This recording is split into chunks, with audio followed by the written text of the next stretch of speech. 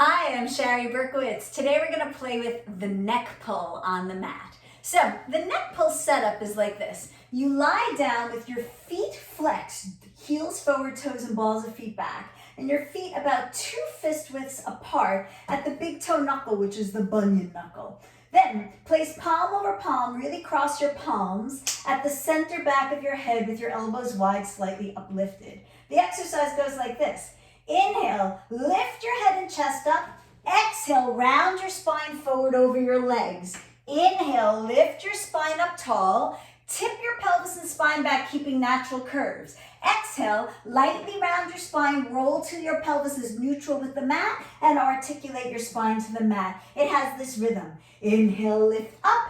Exhale, round forward. Inhale, lift tall. Hinge, roll back to the mat. Roll up 1, forward 2, lift up 3, and a 4, 5, 6. So, what's the big deal with neck pull? Well, it's related to the roll up, which is earlier in the workout, so we're warming up with the roll up. The roll up has the arms forward and legs together, which are 2 ways of being more supportive than what the neck pull is, with arms back and legs separated.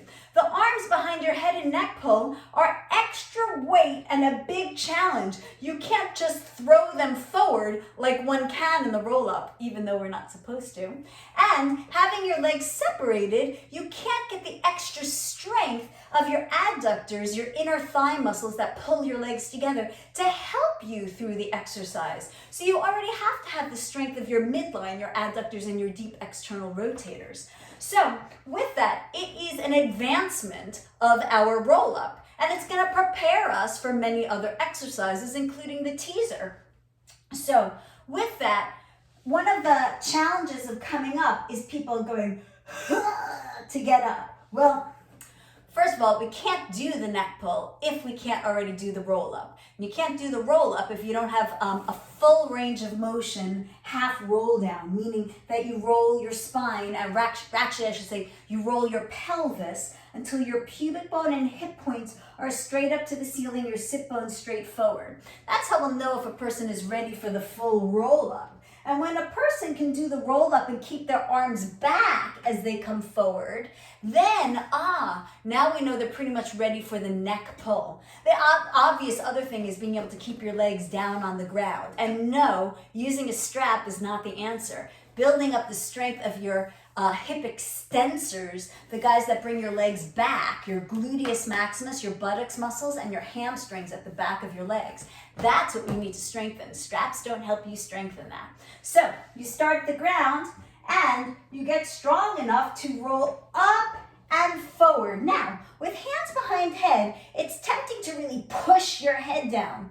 But we don't want to push your head down. You want to press your head into your hands to activate all of your spinal extensors, your back muscles. So even from down at the ground, I'm lightly reaching my head back into my hands as I come up and forward. Then head into hands as you roll up. As you tip backwards in the natural curves of your spine, it's a movement of your pelvis. I'm pressing my head and hands into each other. Then, as I lightly round here, I'm rotating my pelvis the same way I did before, but I changed my spine. Keep reaching head back. Go until pubic bone and hip points are straight to the ceiling. Then you articulate your spine. Keep reaching your head back. Do not let your head shove forward. So, head back as you come up and forward. Head back as you roll up tall. Head back as you reach back, even as you round. Head back as you roll down. The neck pull is not meant for you to actually pull on your neck. You want to resist the pulling on your neck or the shoving of your head. It's not going to help you. It will weaken you if you smash your head down or roll down and collapse your head in. So with that, from the perspective of a biomechanist, which is what I am, aside from being an ergonomist and a Pilates teacher of teachers, you want to strengthen those muscles. And so reaching your head and hands into each other is really important. Now, the hands, it's palm over palm with no fingers involved in this. If you had no fingers, you could still cross palm over palm. And right at the center back of your head, So that way you have a good platform to press into. Now, as you're learning this exercise, you might want to do a modification to start. So the modification that I use is that you'd sit up to begin with hand over hand at the center back of your head.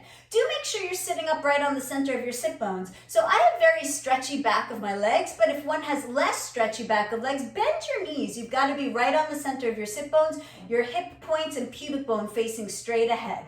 Then you round your spine forward, roll back up tall. Tip your pelvis and spine backwards in natural curves, then lightly round, and before you collapse, round forward over your legs, constantly pressing your head into your hands, of course. Roll back up, same thing again, just till you get lightly round, and before you start to collapse, round forward, lift tall. So doing that over and over again is really helpful. Then eventually, you go a larger range of motion, maybe further down, but not all the way down. Come back forward. And eventually, you start from sitting up and you can go all the way down. As soon as your head touches, come right back up. So, the exercise starts lying down in its ideal format. However, you could start sitting up in multiple ways to be able to advance into the full version of the exercise. Now, what about if your hands are behind your head and you could do everything except the coming up? Well, release your hands, keep reaching your head back, roll up, then put your hands behind your head, reach your head up into your hands, roll back up. Hinge, maybe here you have to release so that you don't shove your head forward and roll back down. That to me is a perfectly acceptable way to modify this. You could do all of it except the coming up with your hands behind your head. So arms forward, then put them back there as quickly as you can. So play with the neck pull, play with those variations on it, and then see how you can advance yourself within the exercise. All right, I hope you enjoy the neck pull.